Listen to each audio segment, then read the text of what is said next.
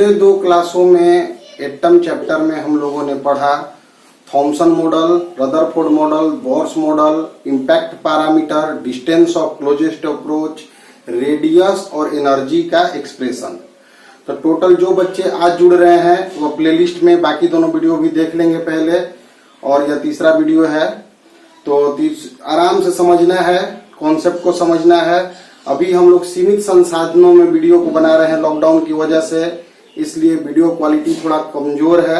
धीरे धीरे इम्प्रूव कर लिया जाएगा, लेकिन सिंस ये इंटरटेनमेंट चैनल तो है नहीं, थोड़ा सा आगे पीछे करके देख लेना है। लेकिन चैप्टर खत्म हो जाएगा तो जितना भी किसी भी स्टेट बोर्ड में, सीबीएसई बोर्ड में इस चैप्टर से रिलेटेड कुछ भी छूटने वाला नहीं है और कोई भी कॉन्सेप्ट नहीं छूटेगा। इसलिए डिफेंस में, मेंस में या नीट में जब क्वेश्चंस आएंगे तो ये इसी सभी कॉन्सेप्ट्स को यूज करके हम क्वेश्चन कर लेंगे। जब चैप्टर्स समाप्त होगा उसके बाद हम डिफरेंट कॉम्पिटिशन्स के क्वेश्चन को डील करेंगे। उससे पता चलेगा कि कॉन्सेप्ट अगर मेरे पास हो तो हम हर एक प्रकार के क्वेश्चन को बना सकते हैं। तो आज के क्लास में हम लोग आगे देखते हैं। हाइड्रोजन एटम के लिए काइनेटिक एनर्जी का एक्सप्रेशन इतना निकाल चुके थे, इलेक्ट्रिक पोटेंशियल एनर्जी इतना निकाल चुके थे, टोटल एनर्जी इतना निकाल चुके थे। तीनों एक्सप्रेशन को अगर हम ध्यान दें तो हम देखेंगे कि टोटल एनर्जी और काइनेटिक एनर्जी, टोटल एनर्जी और काइनेटिक एनर्जी में, टोटल एनर्जी और काइनेटिक एनर्जी में सिर्फ माइनस का डिफरेंस है। तो काइनेटिक एनर्जी पर अगर हम माइनस लगाते हैं तो टोटल एनर्जी का वैल्यू दे देता है। अगर टोटल एनर्जी के वैल्यू पे हम मोड लगाते हैं तो वह काइनेटिक एनर्जी का वैल्यू दे देता है। टोटल एनर्जी और इलेक्ट्रिक पोटेंशियल एनर्जी में सिर्फ डिवाइडेड बाई 2 का डिफरेंस है। तो total energy electric potential energy by 2 होता है। Electric potential energy twice the total energy होता है। बहुत ही इंपॉर्टेंट है बोर्ड में 1 मार्क्स के क्वेश्चन के लिए यह सेक्शन, कि अगर हमारे पास लेट दिया हुआ है कि काइनेटिक एनर्जी 5 जूल है तो टोटल एनर्जी -5 जूल होगा। अगर टोटल एनर्जी -5 जूल होगा तो मेरा electric potential energy total energy into 2 यानी -10 जूल होगा। यह हम जो डाटा बोले एग्जाम्पल था। हाइड्रोजन एटम के लिए रेडियस ऑर्बिट का जो है वह फॉर्मूला हम लोग निकाल चुके हैं।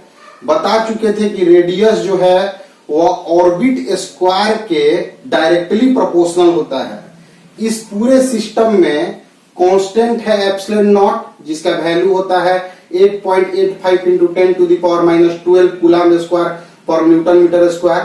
एच प्लैंक कांस्टेंट है, उसका वैल्यू दिया हुआ है। ए मास ऑफ इलेक्ट्रॉन है, वैल्यू दिया हुआ है। पाई का वैल्यू इलेक्ट्रॉनिक चार्ज का वैल्यू। अगर हम हाइड्रोजन एटम के ऑर्बिट नंबर 1 के लिए लेते हैं और सभी वैल्यू को पुट अप करते हैं इसमें, तो हम वैल्यू पाते हैं 0.53 एंगस्ट्रॉम। याद रखना है इस वैल्यू को। टोटल एनर्जी का एक्सप्रेशन इतना निकाल चुके थे। हाइड्रोजन एटम के लिए सभी का वैल्यू पुट करेंगे तो वैल्यू आएगा -13.6 by n square electron volt. 1 electron volt 1.6 into 10⁻⁻19 joule होता है। तो अभी हम जाने कि radius of orbit hydrogen atom के फर्स्ट ऑर्बिट के लिए 0.53 एंगस्ट्रॉम होता है और टोटल एनर्जी हाइड्रोजन एटम के लिए -13.6 by n square electron volt होता है। इस पूरे सिस्टम में यह बहुत ही इंपॉर्टेंट बोर्ड है, आप लोग स्क्रीनशॉट लेके इसको लिख लेना।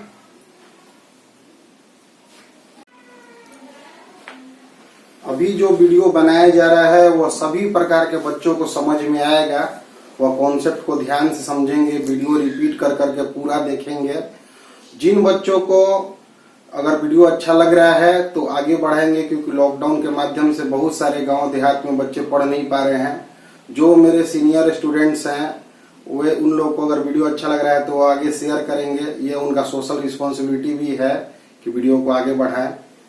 तो आगे देखते हैं एनर्जी लेवल। हाइड्रोजन एटम के लिए एनर्जी अभी हम पीछे निकाले कि -13.6 by n square electron volt है। n अगर हम 1 रखते हैं, मतलब ऑर्बिट 1 के लिए एनर्जी -13.6 इलेक्ट्रॉन वोल्ट आता है। n2 रखते हैं तो एनर्जी आता है 2 का स्क्वायर डिवाइड हो जाएगा, ये आ जाएगा। n3 रखेंगे तो -1.51 इलेक्ट्रॉन वोल्ट आ जाएगा। अगर n4 रखेंगे तो इसका मतलब आया कि हर एक ऑर्बिट का अलग अलग एनर्जी लेवल होता है। कोई भी एटम का एक न्यूक्लियस होता है, उसके चारों ओर इलेक्ट्रॉन रिवॉल्व करते रहते हैं और हर एक ऑर्बिट का अपना अपना एनर्जी लेवल होता है। इस एनर्जी लेवल को बाबू हम दिखाए हैं कि एनर्जी यहां पे लिख दिए, इस पे n बराबर 1 जब हम लिखें तो उस समय एनर्जी है मेरा -13.6 इलेक्ट्रॉन वोल्ट, n बराबर 2 है तो एनर्जी है -3.4 इलेक्ट्रॉन वोल्ट, n3 है तो एनर्जी है -1.51 इलेक्ट्रॉन वोल्ट, n4 है तो एनर्जी -0.085 इलेक्ट्रॉन वोल्ट।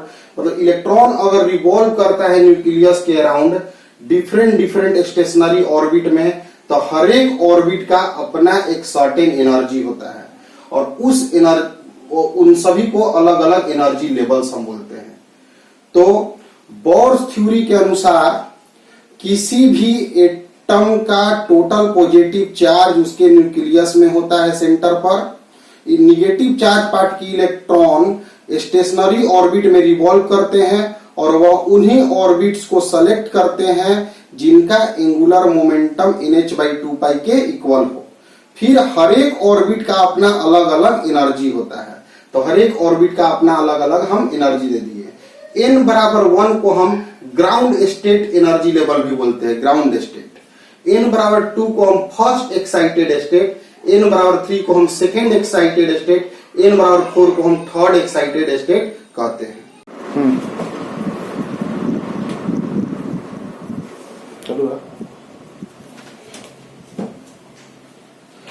अभी हम लोगों ने पढ़ा कि इलेक्ट्रॉन अलग अलग ऑर्बिट में न्यूक्लियस के चारों ओर रिवॉल्व करता है और हर एक ऑर्बिट का अपना अपना एनर्जी होता है।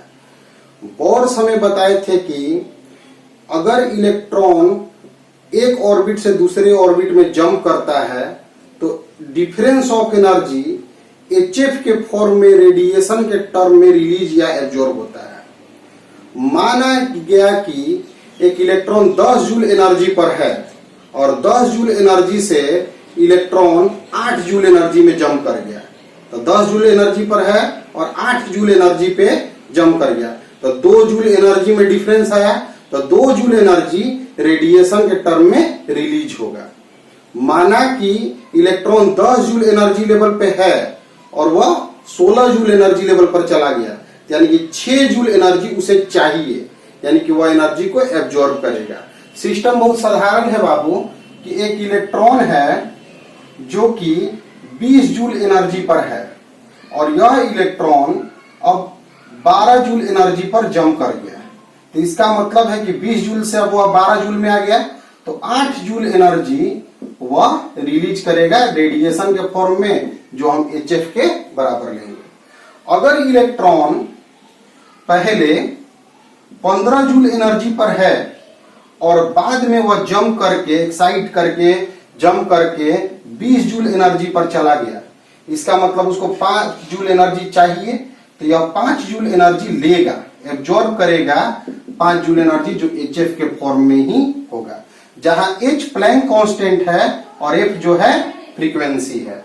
तो अभी तक हम जानते हैं कि कोई भी इलेक्ट्रॉन न्यूक्लियस के चारों ओर सर्कुलर स्टेशनरी ऑर्बिट में रिवॉल्व करता है और हर एक ऑर्बिट का अपना एक सर्टेन एनर्जी लेवल होता है। अगर इलेक्ट्रॉन एक एनर्जी से दूसरे एनर्जी लेवल पर जंप करता है तो वह एनर्जी रिलीज या एब्जॉर्ब करता है। अब इसको हम एक्सप्रेशन के थ्रू देख रहे हैं कि हाइड्रोजन एटम के लिए एनर्जी का एक्सप्रेशन यह निकाल चुके हैं बाबू पिछले वीडियो में। ऑर्बिट N1 के लिए एनर्जी n की जगह N1 लिख दिए, N2 के लिए n की जगह N2 लिख दिए। तो if according to Bohr's model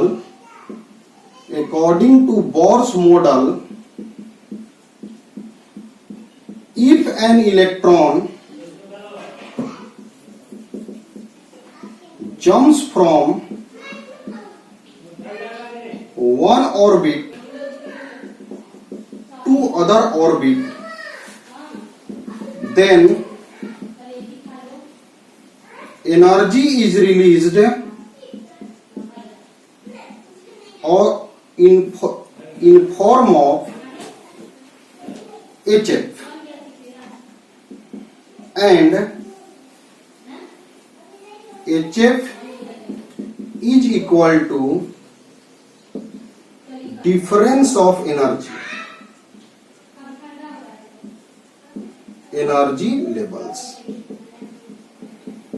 तो बहुत साधारण बात है बाबू, बहुत ही इजी है, कॉन्सेप्ट समझना है कि एक इलेक्ट्रॉन है, एक निश्चित एनर्जी पे था, जंप करके दूसरे एनर्जी पर आ गया, तो इसका मतलब है कि एक एनर्जी से दूसरे एनर्जी में आया, तो जो डिफरेंस ऑफ एनर्जी है वह रेडिएशन के टर्म में रिलीज कर दिया, और वह रेडिएशन का टर्म HF के फॉर्म में होता है, इसलिए HF जो होता है वह E1 माइनस E2 होता है। HF को हम Hc बाई लेमडा भी लिख सकते हैं। F जो होता है C बाई लेमडा होता है। E1 के जगह पे माइनस ME के power 4 8 epsilon naught square H square N1 square, minus और फिर minus, minus minus plus ME to the power 4 8 epsilon naught square H square N2 square, where C जो है स्पीड ऑफ वेव है, जो radiated wave निकला है, और lambda जो है वेवलेंथ है, वेवलेंथ ऑफ एनर्जी, जो एनर्जी इमिट हुआ है। तो Hc by lambda ME to the power 4 8 epsilon naught square H square, और हम कॉमन लेते हैं तो 1 by N2 square minus 1 by N1 square, plus वाला आगे लिख दिया, माइनस वाला पीछे लिख दिया, 1 by lambda ME to the power 4 8 epsilon naught square H cube C 1 by N2 square 1 by N1 square, 1 by lambda is equal to R 1 by N2 square 1 by N1 square, जहां R जो है ME to the power 4 8 epsilon naught square H cube C जो है वह constant है, और इसी constant को हम रीडबर्ग कांस्टेंट कहते हैं, रीडबर्ग कांस्टेंट। इसका value 1.097 into 10 to the power 7 metre minus होता है। तो यह जो एक्सप्रेशन हम निकाले बहुत ही इंपॉर्टेंट एक्सप्रेशन है। जब एक ऑर्बिट से दूसरे ऑर्बिट में इलेक्ट्रॉन जंप करता है तो कितना वेवलेंथ का एनर्जी इमिट होता है। तो अभी तक के क्लास को हम बता रहे हैं बाबू, हम बताएं कि अलग अलग ऑर्बिट में अलग अलग एनर्जी लेवल होता है, और अगर एक इलेक्ट्रॉन दूसरे एक ऑर्बिट से दूसरे ऑर्बिट में जंप करता है तो एनर्जी रिलीज या एब्जॉर्ब होता है, जिसका वैल्यू HF के बराबर होता है, और वह HF डिफरेंस ऑफ एनर्जी के बराबर होता है। हर एक ऑर्बिट के लिए हम एनर्जी पहले से हमें पता है, तो डिफरेंस ऑफ एनर्जी हम HF के इक्वल कर देंगे, वहां से हम 1 बाई लेमडा निकाल देंगे, और यहां से एक ऑर्बिट से दूसरे ऑर्बिट में जंप करने से अलग अलग वेवलेंथ का एनर्जी रेडिएट होगा। इसी बेसिस पर हम एटॉमिक स्पेक्ट्रा बनाते हैं। एटॉमिक स्पेक्ट्रा क्या है वो आगे हम बताते हैं।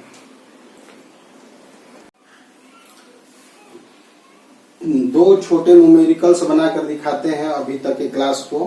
वैसे न्यूमेरिकल क्लास 2 दिन के बाद स्टार्ट करेंगे, तो पहले बोर्ड का, फिर उसके बाद डिफेंस का, मेंस का, नीट का, सभी का क्वेश्चन जो न्यूमेरिकल्स आते हैं वो बताएंगे। लेकिन सभी चीजों के न्यूमेरिकल्स को करने से पहले कॉन्सेप्ट को अच्छी तरह से समझना बहुत जरूरी होता है। इसलिए वीडियो को बार बार रिपीट करके देखें। जो स्टूडेंट हैं उन्हें हम बोलेंगे कि सभी बच्चे वीडियो को स्किप करके ना देखें, बहुत सारे की पॉइंट्स हैं बीच बीच में, उन सभी चीजों को देखें, डायरेक्ट पूरा वीडियो देखें। तो न्यूमेरिकल है कि ground state of hydrogen atom has energy -13.6 electron volt. मतलब गिवन है मेरा कि कोई भी हाइड्रोजन एटम में ग्राउंड स्टेट का मतलब n बराबर 1, n बराबर 1 मैंने पहला ऑर्बिट में एनर्जी वैल्यू, टोटल वैल्यू मेरा दिया हुआ है कि टोटल एनर्जी -13.6 इलेक्ट्रॉन वोल्ट मेरा दिया हुआ है। हमें निकालना है क्या, तो काइनेटिक एनर्जी। आज के क्लास के स्टार्ट में ही हम बताए थे कि kinetic energy mode of total energy होता है, मोड ऑफ टोटल एनर्जी होता है। तो -13.6 का mode that is 13.6 electron volt. तो टोटल एनर्जी दिया हुआ था तो काइनेटिक एनर्जी हम निकाल लिए। पोटेंशियल एनर्जी आज की क्लास के स्टार्ट में ही बताए थे कि ट्वाइस द टोटल एनर्जी होता है, टोटल एनर्जी का डबल होता है। तो 2 into -13.6 दैट इज मल्टीप्लाई करेंगे 27.2 इलेक्ट्रॉन वोल्ट। क्वेश्चन बहुत ही इजी है लेकिन बहुत आता है। 1 मार्क्स क्वेश्चन में स्टेट बोर्ड और सीबीएसई बोर्ड में बहुत क्वेश्चन आता है। एक बात स्टूडेंट्स लोग से कहना चाहते हैं, पढ़ाई वो नहीं होता है जो हमें अच्छा लगे, पढ़ाई वो होता है जो हमारे लिए अच्छा हो। इसलिए आसान है या टफ है, पढ़ना सब कुछ है। न्यूमेरिकल 2 है कि रेडियस ऑफ हाइड्रोजन एटम, पहला ऑर्बिट का कोई भी न्यूक्लियस है उसके पहला ऑर्बिट में जब इलेक्ट्रॉन रिवॉल्व कर रहा है तो उस समय रेडियस की वैल्यू हमें दी हुई है। मतलब यदि n बराबर 1 है तो मेरे पास रेडियस है 5.3 into 10⁻11 मीटर। n बराबर 1 के लिए रेडियस हमें पता है और n बराबर 2 के लिए हमें रेडियस निकालना है। फॉर n बराबर 2 रेडियस हमें निकालना है। ये भी बहुत इजी क्वेश्चन है लेकिन आता बहुत है। तो रेडियस में और n में डायरेक्ट रिलेशन का क्वेश्चन दिया हुआ है। हम जानते हैं कि पीछे थ्योरी में पढ़े हैं कि radius of orbit is directly proportional to square of orbit number. इसलिए प्रोपोर्शनल है, इसका मतलब है कि रेशियो दोनों साइड इक्वल है। R1/R2 is equal to N1/N2 का होल स्क्वायर। R1 मतलब पहला रेडियस, तो पहला रेडियस है मेरा 5.3 10⁻11। दूसरा रेडियस जो हमें निकालना है उसे हम R मानते हैं। N1 मतलब पहले ऑर्बिट क्या है 1 और बाद में ऑर्बिट क्या है 2। तो यहां हो गया 1/4। देखो बाबू, अगर n बराबर 3 होता 4 होता फिर भी हम निकाल लेते हैं। मतलब एक ऑर्बिट, किसी ऑर्बिट में रेडियस अगर हमें पता है तो दूसरे किसी भी ऑर्बिट में हम रेडियस निकाल सकते हैं। क्रॉस मल्टीप्लीकेशन करेंगे 21.2 into 10⁻11 मीटर। यहां पे लिखा गया है कि अभी तक जो भी एक्सप्रेशन हम पढ़े हैं सिर्फ हाइड्रोजन एटम के लिए पढ़े हैं। हाइड्रोजन एटम में एटॉमिक नंबर 1 होता है। मतलब कोई अदर एटम के लिए अगर हम देखें जिसका एटॉमिक नंबर Z है तो रेडियस का एक्सप्रेशन इतना आएगा। एक्सप्रेशन खुद भी हम निकाल सकते हैं, करना बस इतना था कि जो हम यहाँ पे इलेक्ट्रॉन ले रहे थे +E, वहां पे +ZD लेना है। तो रेडियस का एक्सप्रेशन इतना आएगा, यानी कि रेडियस डायरेक्टली प्रोपोर्शनल होगा n² के। यही जब हम हाइड्रोजन एटम ले लेते हैं तो Z1 लेते हैं तो डायरेक्टली प्रोपोर्शनल टू n² होता है। टोटल एनर्जी का वैल्यू किसी भी अदर एटम के लिए जिसका एटॉमिक नंबर Z है यह आएगा, यानी एनर्जी डायरेक्टली प्रोपोर्शनल होगा Z²/n²। किसी भी न्यूक्लियस का साइज 10⁻15 मीटर होता है। किसी भी न्यूक्लियस का साइज 10⁻15 मीटर के ऑर्डर में होता है। अभी तक के तीनों क्लास में जो डाउट हुआ है बच्चों को वह कमेंट में नीचे लिखेंगे। जब क्लास समाप्त होगा, इस चैप्टर समाप्त होगा तो उस समय एक डाउट क्लास दिया जाएगा जिसमें सभी जो भी बच्चे डाउट पूछे हुए रहेंगे उनका एक क्लास बना के क्लास दिया जाएगा। टारगेट यह है कि हमें एक्सीलेंस के साथ मार्क्स लाना है। हमारे पास एक्सीलेंस भी हो, नॉलेज भी हो और वह मार्क्स में कन्वर्ट भी हो जाए। इसीलिए सभी लोग ध्यान देंगे कि जो भी आंसर लिखा जा रहा है वह मार्क्स लाने के पैटर्न पर ही लिखा जा रहा है। ठीक है।